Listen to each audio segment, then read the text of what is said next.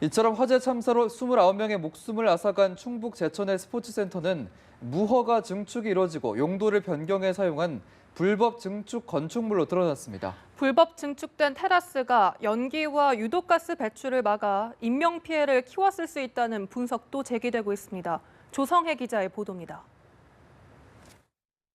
지난 21일 대형 화재가 발생한 제천의 스포츠센터. 불법 증축된 건물 8층과 9층에서 시뻘건 불길이 치솟았습니다. 무분별한 불법 증축이 참사로 인한 인명피해를 키운 원인 중 하나일 수 있다는 분석이 나왔습니다. 화재가 난 스포츠센터는 애초 7층짜리 건물이었지만 2년간 2차례 증축을 거쳐 9층 높이로 올라갔습니다. 제천시가 지난 2011년 7월 건물 사용을 승인한 지 약 6달 뒤 해당 건물 옥탑에 일반 음식점 용도로 한 층이 증축됐고 이듬해 6월 같은 용도로 한 층이 더 올라갔습니다. 이 같은 증축은 행정관청의 허가를 받아 이뤄진 합법적인 공사였습니다.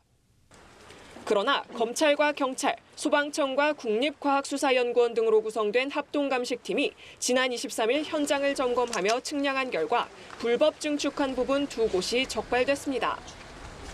아크릴로 덮인 8층 음식점 앞 테라스와 아크릴과 천막 재질의 지붕이 덮인 9층 테라스 부분입니다.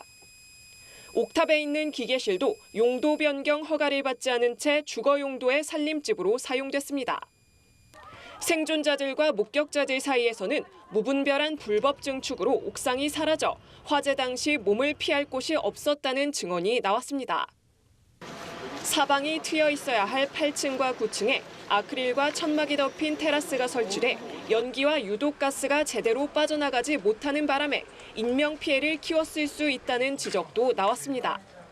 실제로 가장 많은 20명의 희생자가 나온 2층 사우나를 제외하고 나머지 9명의 희생자는 건물 상층부에서 나왔습니다. 경찰은 건물주 이모 씨를 상대로 불법 증축과 관련해 조사를 벌이는 한편 전 건물주 박모 씨도 소환 조사할 방침입니다.